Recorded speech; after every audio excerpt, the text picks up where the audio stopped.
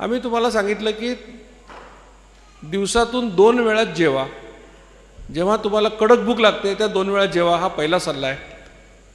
दुसरा सल्ला असा आहे की 55 मिनिटाच्या आत जेवण संपवा. त्यानंतर आम्ही सांगितलं की गोड जेवढं कमी खाल तेवढं चांगलं, आणि जेवणातले प्रोटीन्स वाढवा. आणि याच्याबरोबर रोज 4.5 किलोमीटर चाला, असा आमचा सल्ला आहे. 45 मिनिटात 4.5 किलोमीटर चाला किंवा सायकल चालवा किंवा पोहा. ज्या कुठल्या व्यायामाने तुमच्या हृदयाची गती वाढेल असा कुठलाही व्यायाम केला तरी चालेल, असा आमचा साधा सोपा डाएट प्लॅन आहे. आता हा लोकप्रिय कशामुळे झाला? हा लोकप्रिय अशामुळे झाला की तुमच्यामध्ये जे लोक आहेत ज्यांना याचा फायदा झाला ते हे तुम्हाला सांगतायत. तुमचे नातेवाईक आहेत, मित्रमंडळी, ते तुम्हाला सांगतात की मी केलं आणि माझं वजन कमी झालं. कारण तुमचा माझ्यावर विश्वास असायची गरज नाही, कारण मी बाहेरचा माणूस आहे. तुमचा विश्वास कोणावर आहे? इंदापूरमध्ये जो माणूस तुम्ही बघितला होता की ज्याचं पोट बाहेर आलेलं होतं, त्याचं जेव्हा पोट गेलं तेव्हा त्याला मित्रांनी विचारलं काय करतो आम्हाला सांग, आणि त्यांनी सांगितलं मी हे डाएट करतो. आणि असं सांगणारे लोक कोण आहेत? याच्यामध्ये राजकारणी आहेत, याच्यामध्ये पिक्चरमध्ये काम करणारे हिरो हिरोईन्स आहेत, खेळाडू आहेत, सर्वसामान्य लोक तर आहेतच, खूप लोक आहेत. राजू शेट्टींनी सांगितलं 3.5-4 महिन्यापूर्वी 3.5 महिन्यात 14 किलो वजन कमी झालं. अजितदादांचं 7-8 किलो कमी झालं. सुकन्या मोने नावाची हिरोईन तुम्हाला माहिती आहे, TV सिरियलमध्ये असते.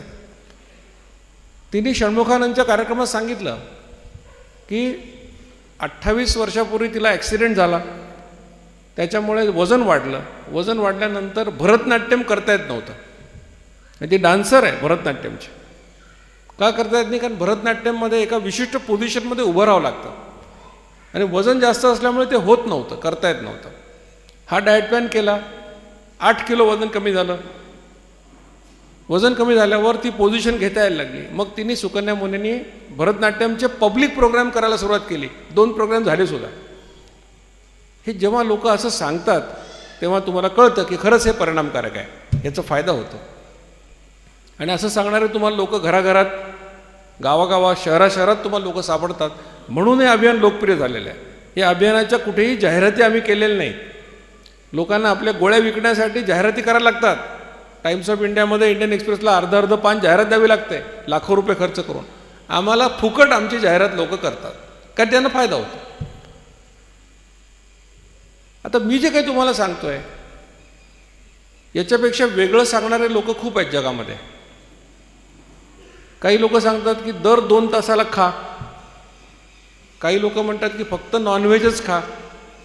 काही लोक म्हणतात फक्त पालेभाज्या खा. अनेक डाएट प्लॅन जगामध्ये आहेत. आजच्या घडीला जगामध्ये 247 प्रकारचे डाएट प्लॅन आहेत. आणि एक पुस्तक पण लिहिलेलं आहे की why diet plans fail. Diet plan यशस्वी का होत नाहीत असं एक पुस्तक सुद्धा आहे. मग तुमच्या मनात प्रश्न असतो की हा डाएट प्लॅन करायचा का तो करायचा, दीक्षित सरांचं ऐकायचं का अजून कोणाचं ऐकायचं. साहजिक आहे, कारण व्हॉट्सअपवर तुम्हाला रोज काहीतरी मेसेज येत असतात आणि निम्मे लोक तर व्हॉट्सअपचे डॉक्टर झालेले आहेत, स्वतःच काहीतरी करतात.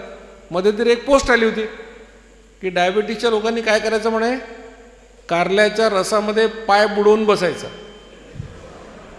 आणि तोंडामध्ये कडू चव आली की डायबिटीस गेला.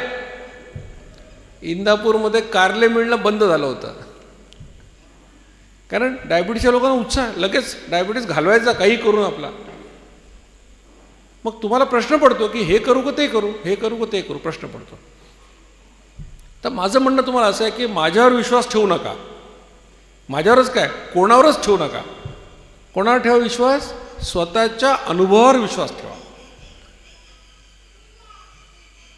मी जे तुम्हाला सांगतोय त्याचे 4 परिणाम घडतात तुमच्या शरीरावर. 4 परिणाम दिसतात. आणि परिणाम कसे आहेत? बरं वाटलं, छान वाटलं असं नाही, कारण याला काही मोजमाप नाही आहे किती बरं वाटलं, 1 किलो 2 किलो असं नाही मोजतात. पण 4 गोष्टी घडतात. वजन कमी होतं, पोटाचा घेर कमी होतो, HbA1c म्हणजे गेल्या 3 महिन्याचं ॲव्हरेज ब्लड ग्लुकोज कमी होतं, आणि तुमच्या शरीरातलं फास्टिंग इन्शुलिनचं प्रमाण कमी होतं. आता या 4 गोष्टी जर घडल्या, कोणत्याही डाएट प्लॅननी घडू द्या, तर जगातल्या कुठलाही डॉक्टर असं म्हणू शकत नाही की आरोग्यासाठी वाईट आहे. त्याला असंच म्हणावं लागेल की आरोग्यासाठी हे चांगलं आहे. मग तुम्हाला असं वाटलं की आपण एखादा डाएट प्लॅन करून पाहायला पाहिजे. लक्षात घ्या, विचार करून वजन कमी होत नाही कोणाचं. आपण सगळे बुद्धिमान लोक असतो, विचार करतो खूप, करत काहीच नाही.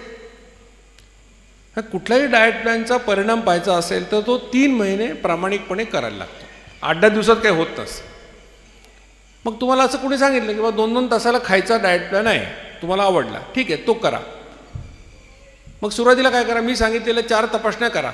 वजन, पोटाचा घेर, HbA1c, फास्टिंग इन्शुलिन मोजा, आणि मग तो डाएट प्लॅन 2-2 तासाला खायचा प्लॅन 3 महिने करा. 3 महिन्यांनी पुन्हा या तपासण्या करा 4ही. तुमच्या लक्षात येईल की सगळं वाढलेलं आहे. मग मी सांगतो ते करा 3 महिने, परत तपासण्या करा, लक्षात येईल की सगळं कमी झालेलं आहे. मग स्वतःवर विश्वास ठेवा. कारण कुठल्या हिरोईनचं किती वजन कमी झालं त्याचा तुम्हाला काही उपयोग आहे का? त्याचा तिला उपयोग झाला, तुम्हाला काय? म्हणून तुम्ही हा प्रयोग जर केला आणि फायदा झाला त्याच्यावर तुम्ही विश्वास ठेवा, असं माझं तुम्हाला म्हणणं आहे. आता मी जे सांगतो हे काय, याला काही आधार आहे का? याला खूप आधार आहे. आयुर्वेदाने असं सांगितलं आहे, 2 काल भुंजित, म्हणजे काय, दिवसातून 2 वेळा जेवावे असं आयुर्वेदाने सांगितलेलं आहे.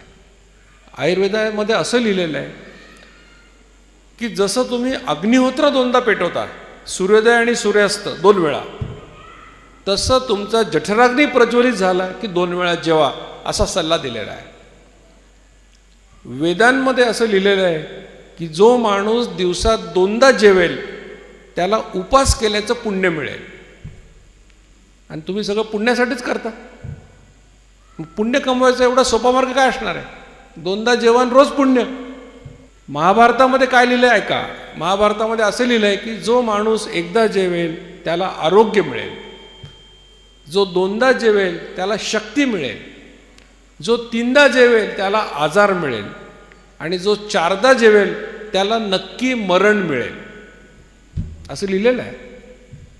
आणि संतांनी काय शिकवलं आपल्याला? संतांची शिकवण घराघरात पोचलेली आहे. संत म्हणतात, एकदा जेवतो तो योगी, 2दा जेवतो तो आपल्यासारखा भोगी, आणि 3दा जेवतो तो, मोठ्यांनी सांगा जरा, आणि तरी 10 वेळा खाता की. मग 3 वेळा खाणारा रोगी तर 10 वेळा खाणारा महारोगी होईल की नाही?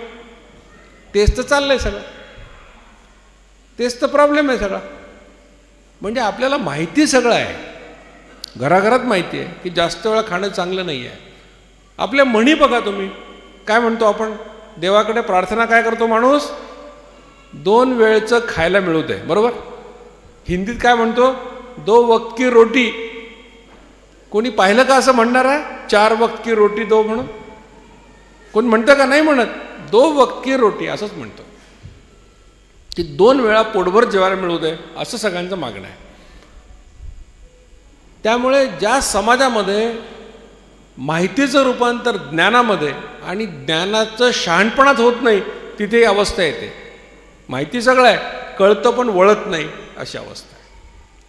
माणसं जिभेपुढे लाचार झालेले आहेत.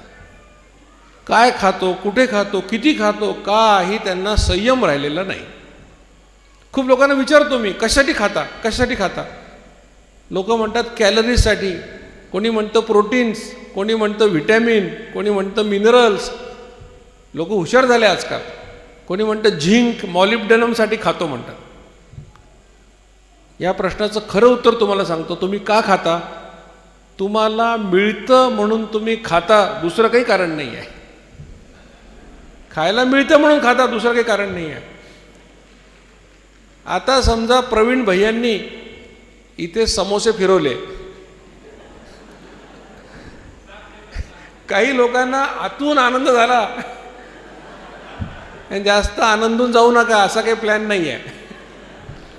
पण जर समोसे फिरवले तर किती लोक नाही खाणार बरं? जे लोक आमचा डाएट प्लॅन करतात ते निदान माझ्यासमोर तर नाही खाणार. बाकीचे सोडतील का? नाही सोडणार. शेजारचा जर म्हणाला मला नको, त्याला म्हणतील घेऊन ठेव. तुला नाही लागलं तर मला लागेल म्हणतात, घेऊन ठेव. कोणाला समोस्याची भूक आहे का? भूक आहे का समोस्याची? नाही. का खाल्लं? मिळालं म्हणून खाल्लं, दुसरं काही कारण नाही. सहज इंदापूरमध्ये एक प्रयोग करून पहा. एका चौकात उभं राहा जाऊन, हातामध्ये एक कॅरी बॅग घ्या. त्या कॅरी बॅगमध्ये 50 पैशाचे 200 चॉकलेट ठेवा आणि रस्त्याने जाणाऱ्या येणाऱ्या लोकांना फुकट वाटायला सुरुवात करा. तुम्हाला खात्रीने सांगतो, ज्याच्याकडे 70 लाखाची कार आहे तो सुद्धा काच खाली करून हात बाहेर काढेल. आता अशा माणसाला काय 50 पैशाच्या चॉकलेटची भूक आहे का? नाही. का खाल्लं? मिळालं म्हणून खाल्लं, दुसरं काही कारण नाही. जनावरांकडे बघा. आपण काय म्हणतो, सगळ्यात मूर्ख प्राणी कुठला? गाढव. या मूर्ख गाढवाला त्याचं पोट भरल्यानंतर खायला घालायचा प्रयत्न करा. खाईल का गाढव?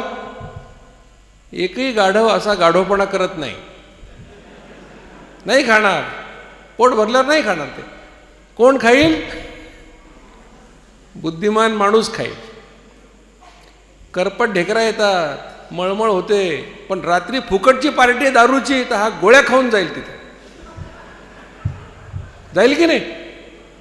फुकट आहे, पैसे वसूल.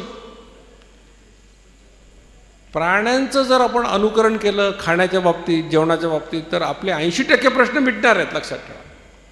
खाण्याविषयी आपल्याला अवेअरनेस आला पाहिजे, जाणीव निर्माण झाली पाहिजे की आपण काय करतोय, किती खातोय, कशासाठी खातोय. बरं, आपण काही इतक्या वेळा खात होतो कधी?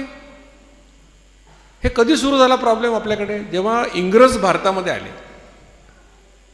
इंग्रजांनी काय केलं? चहा आणला त्यांच्याबरोबर. भारतात चहा नव्हता कुठेच. काय करायचे मग ते लोक? चहा बनवायचे आणि चौका चौकामध्ये फुकट वाटायचे. कारण त्यांना ते लोकप्रिय करायचं होतं ना, विकायचं होतं नंतर. आधी असं वाटायचे फुकट. आणि फुकट दिला की आपले लोक काही पण घेतात. फुकट मिळाला म्हणून आपल्या पूर्वजांनी 2 कप चहा पिला असणार त्यावेळेला. आज तुम्ही 500 रुपये किलो विकत घेता, बरोबर? मग तेव्हा चहा नव्हता, त्याच्यामुळे बिस्किट नव्हतं, ब्रेड नव्हतं, टोस्ट नव्हतं, खारी नव्हतं, काही नव्हतं. लोक 2 वेळा जेवायचे. आपल्याकडे तीच पद्धत होती. म्हणजे गेल्या 200 वर्षामध्ये ही सगळी गडबड झालेली लक्षात ठेवा. तुम्ही महाभारत वाचा, रामायण वाचा, कुठेही उल्लेख असा सापडणार नाही की प्रभू रामचंद्रांनी नाश्ता केला किंवा भगवान श्रीकृष्णांनी नाश्ता केला असा उल्लेख सापडत नाही. कारण संस्कृतमध्ये ब्रेकफास्ट या शब्दाला पर्यायी शब्दच नाही आहे. आपल्याकडे नव्हतंच ती कल्पना. आपल्याकडे जेवणे हीच कल्पना होती. कुठेही वर्णनं पंक्तीचीच सापडतात, हे लक्षात ठेवा. आता तुम्ही म्हणाले हे सगळं जुन्या गोष्टी झाल्या. आधुनिक शास्त्र काय म्हणतंय त्याचं सांगतो तुम्हाला.